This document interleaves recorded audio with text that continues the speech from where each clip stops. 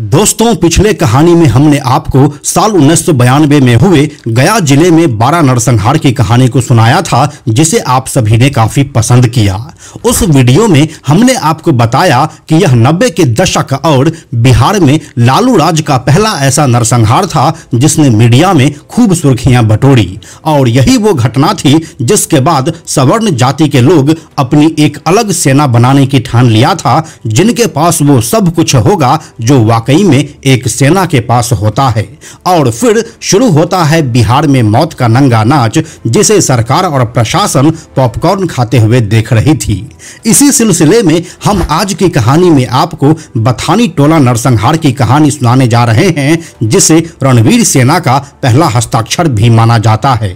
आखिर इस घटना की पृष्ठभूमि कैसे तैयार हुई और कौन सी वह वजह रही जिसने इस घटना को अंजाम देने के लिए रणवीर सेना को ट्रिगर किया, और फिर क्या कुछ हुआ इस बथानी टोला नरसंहार में, आइए आपको बताते हैं सब कुछ आज के इस वीडियो में। हेलो एंड नमस्कार, मेरा नाम है प्रशांत और आप देख रहे हैं बेजोड़जोड़ा.com का यूट्यूब चैनल। दोस्तों, साल 1992 में गया में हुए 12 नरसंहार के बाद भूमिहार जाति से आने वाले ब्रह्मेश्वर सिंह ने नक्सली को उसी के भाषा में जवाब देने का सोचा, और इसी सोच का परिणाम रणवीर सेना के रूप में बाहर आया। दोस्तों, बिहार में जो जाति व्यवस्था है, जो समाज व्यवस्था है, उसका आधार भूमि है। भूमिहार जैसी ऊंची जातियों के पास ज्यादा जमीन होती थी और इसलिए जमींदारों में भी उसका वर्चस्व ज्यादा था। 90 के दशक में हालात बुरे हो गए थे। नरसंहारों का दौर शुरू हो गया था। सवर्ण बिहार छोड़कर जाने लगे थे। नरसंहार के बाद कई लोग इतनी हिम्मत भी नहीं जुटा पाते कि वह अपने परिजन के अंतिम संस्कार में जाएं।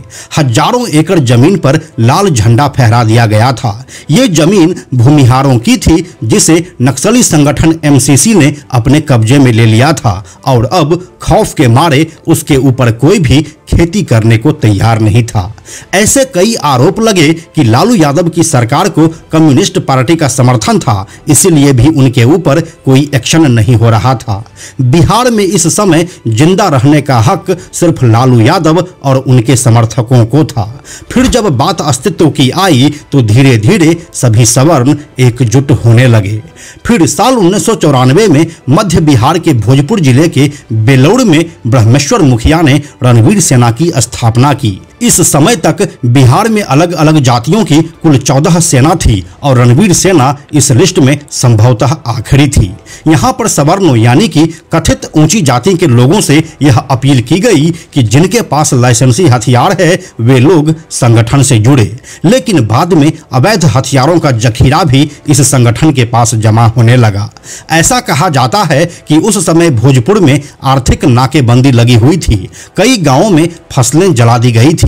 इससे सवर्ण किसानों में गुस्सा था, जिसने रणवीर सेना की जमीन और अच्छे से तैयार की। रणवीर सेना के बनने से 2 साल पहले ही 12 फरवरी 1992 की रात को गया जिले के टिकारी प्रखंड के 12 गांव में नक्सली संगठन एमसीसी के सैकड़ों हथियारबंद उग्रवादियों ने हमला करके भूमिहार जाति के 35 लोगों की गला रेत कर हत्या कर दी थी।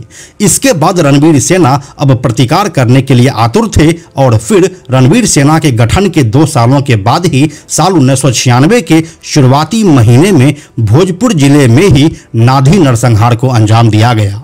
यह बिहार में हुआ एक ऐसा नरसंहार है जिसे बहुत कम लोग जानते हैं। साल 1996 के शुरुआती महीने में हुए इस नाधी नरसंहार को भोजपुर जिले के नाधी गांव में अंजाम दिया गया था। इसमें नक्सली संगठन भाकपा माले के लोग, जिसमें अधिकतर मुस्लिम और दलित आते थे, उसने आधी रात के बाद इस घटना को अंजाम दिया, जिसमें 9 भूमिहारों को बेरहमी से मौत के घाट उतार दिया गया था। इस घटना की खबर जैसे ही रणवीर सेना के अध्यक्ष ब्रह्मेश्वर मुखिया तक पहुंची, तभी एक और नरसंहार की आहट सुनाई देने लगी थी, और इस बार इसमें दलितों की बारी आने वाली थी।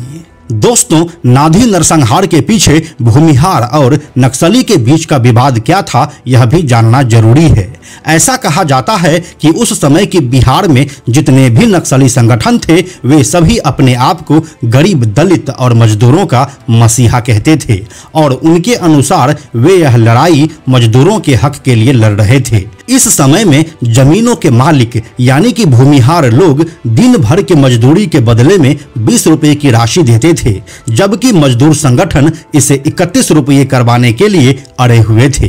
जब बात नहीं बनी तो भूमिहार खेती करवाने के लिए बाहर से मजदूर बुलाए, जिसे नक्सलियों ने मारकर भगा दिया और कई एकड़ फसलों को आग के हवाले कर दिया।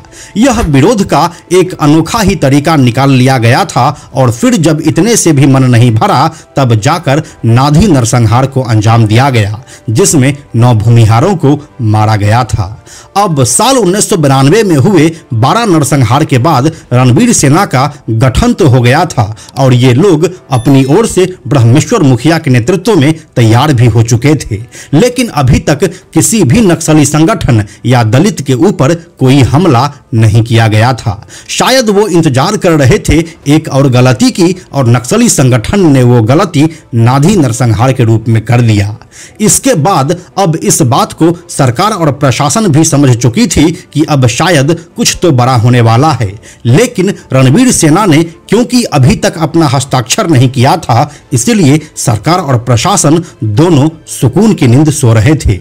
वहीं दूसरी तरफ अब रणवीर सेना अपना पहला हस्ताक्षर करने को तैयार हो गया था।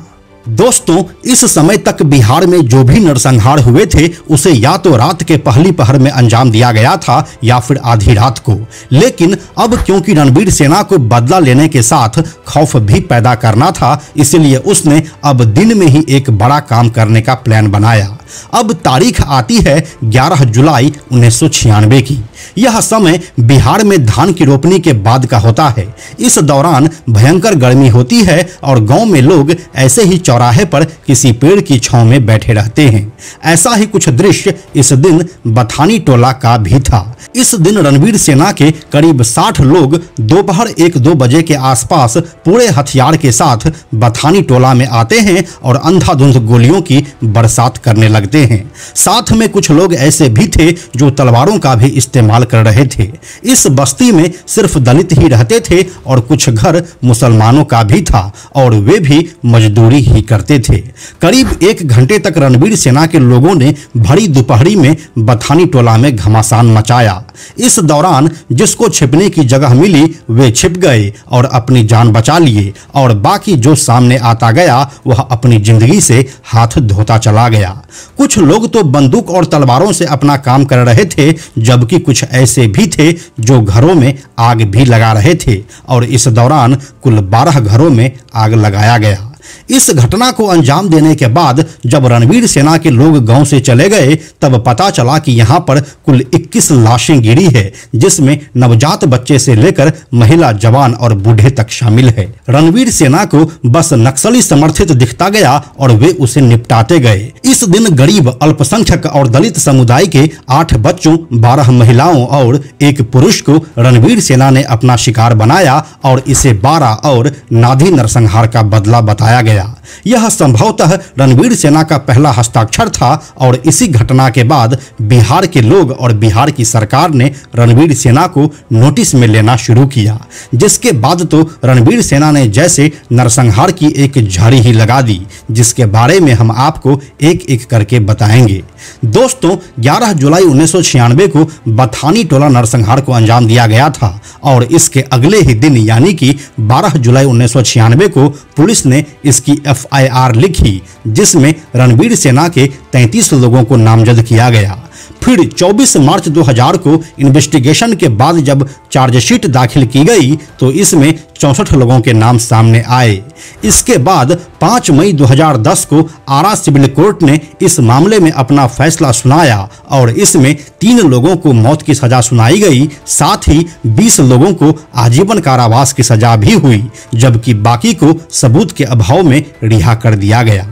आरा सिविल कोर्ट के इस फैसले को पटना हाई कोर्ट में चैलेंज किया गया, जिसका फैसला 17 अप्रैल 2012 को आया और इसमें आजीवन कारावास की सजा पाए 20 और मौत की सजा पाए तीनों लोगों को सबूत के अभाव में बरी कर दिया गया। इसके बाद बिहार की नीतीश कुमार सरकार ने इसे सुप्रीम कोर्ट में चैलेंज किया और सुप्रीम कोर्ट ने उसे एक्सेप्ट भी किया। लेकिन फिर वही बात कि आज उस घटना के करीब 30 साल बाद ना तो कोई अपराधी है और ना ही कुछ हुआ था। दोस्तों, बथानी टोला नरसंहार की याद में उसी घटनास्थल पर साल 2006 में एक शहीद स्मारक बनाया गया, जिसके ऊपर उस दिन मारे गए लोगों के नाम, उसकी उम्र और उनके लिंग के बारे में विस्तार से लिखा गया है, जो उस भयावह दिन की याद दिलाते हैं।